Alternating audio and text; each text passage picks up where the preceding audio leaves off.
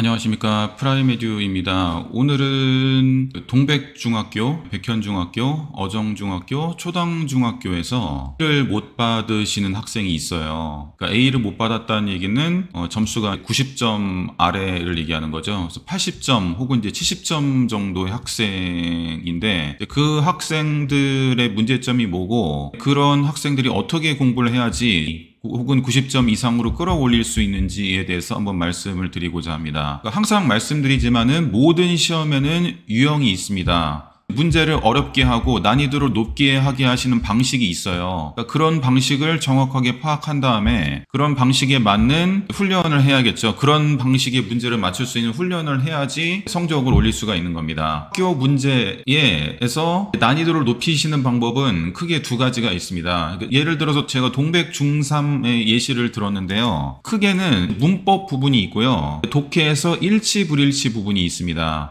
오늘은 문법 부분에 대해서 먼저 말씀드릴 텐데 이 문법은 제가 빨간색으로 표시를 했고요. 독해는 파란색으로 표시를 했습니다. 먼저 문법을 보시면요. 그러니까 학생들이 가장 많이 틀리는 패턴이 이런 겁니다. 대여섯 개의 문법 지문을 주고 이 중에서 문법이 맞는 거를 다 골라라 혹은 틀리는 거를 다 골라라 이런 식으로 문제를 출제를 많이 하십니다. 그리고 이런 식의 문제는 고등학교 수능 문제에서는 출제되지 않는 겁니다. 학생들이 이런 거를 은근히 많이 틀립니다. 이런 것에 대한 훈련이 충분히 돼 있어야 되는데 이제 이런 거에 대한 훈련이 제대로 돼 있지 않아서 틀리는 경우가 굉장히 많습니다. 이것도 마찬가지죠. 보통 이제 기말고사니까 3과하고 4과 문법 한 4개 정도 나오는데 그거에 대한 문법을 얼마나 정확하게 아는지 보통은 틀린 것을 하나 고르세요 이런 식으로 문제가 나오긴 하지만 동백중학교 같은 경우에는 난이도를 높이시기 위해서 옳은 것을 다 골라라 틀린 것을 다 골라라 옳은 것을 골라라 틀린 것을 골라라 이런 식으로 문제를 많이 출제하세요. 이런 식으로요. 문제를 맞는 학생은 상관이 없는데 틀린 학생의 특징이 뭐냐면은 이거를 대충 풉니다. 문제를요. 그냥 감으로 풀어가지고 뭐가 맞겠거니 하면서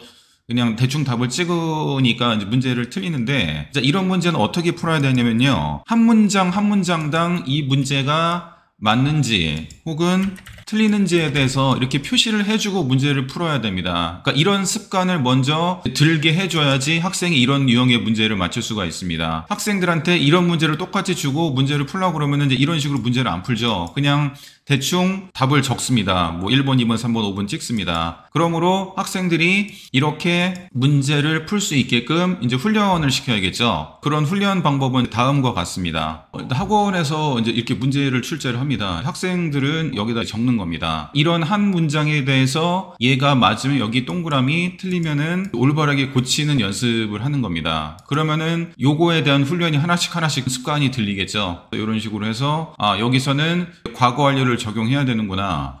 여기에서는 수동태를 적용해야 되는구나. 이제 이런 연습도 하고, 틀렸으니까 어떻게 올바르게 고쳐야겠구나. 이런 연습을 기초부터 다시 하게 됩니다. 훈련을 학원 올 때마다 충분히 시켜줘야지 학생들이 이런 문제를 이런 식으로 제대로 풀 수 있게 합니다. 학생들한테 나가는 실전 문제도 이런 식의 문제를 많이 주죠. 근데 이런 문제를 풀 때 이제 그냥 풀면은 이 학생이 정답을 맞았던 틀렸든 간에 무조건 다시 돌려보냅니다. 학생들이 어떻게 문제를 풀어야 되냐면 여기다가 하나씩 여기는 맞았고 여기는 이렇게 틀렸는데 틀렸으면은 여기를 어떻게 고쳐야 된다든지 이제 이런 식으로 학생들이 고쳐서 문제를 풀 수 있게끔 훈련을 시킵니다. 그냥 문제를 푸는 게 아니고 그냥 문제 풀어와서 채점하고 틀린 거 고쳐 이게 아니고요. 각 유형에 대해서 문제를 어떻게 풀어야 되는지를 잘 알려주고 그것과 똑같이 맞게 풀 수 있는 훈련을 해야지 이 학생이 이런 문제에 적응할 수 있고 이런 문제를 맞출 수 있는 확률이 높습니다. 이런 것도 하나씩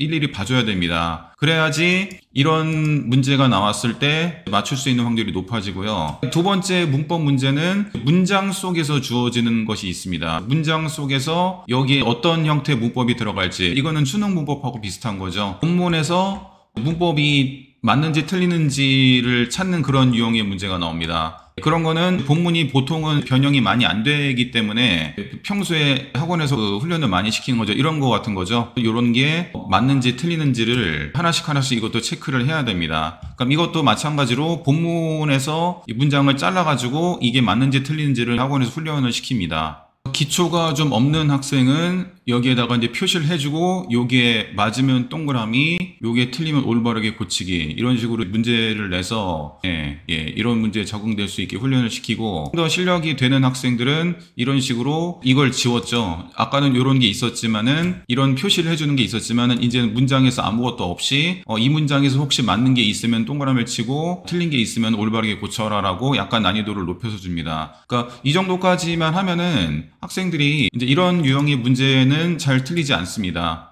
문법을 그런 식으로 체계적으로 어떻게 유형이 출제되고 학원에서 어떤 훈련을 시켜서 학생들의 문제를 맞출 수 있는 능력을 끌어오는지 이제 이런 것을 전문적으로 할 수 있는 게 굉장히 중요하다고 생각합니다. 그래서 자신이 현재 80점이다. 70점이다 이런 학생들은 상담을 받으시고 물론 이제 시험지를 가져오시는 게 가장 정확합니다. 자신의 약점을 끌어올릴 수 있는 그런 훈련을 받으시면 좋을 것 같습니다. 다음 편에서는 독해편이 어떻게 어렵게 나고 그것에 대한 대응은 어떻게 하는지 알려드리도록 하겠습니다. 시청해 주셔서 감사합니다. 프라이메디 학원이었습니다.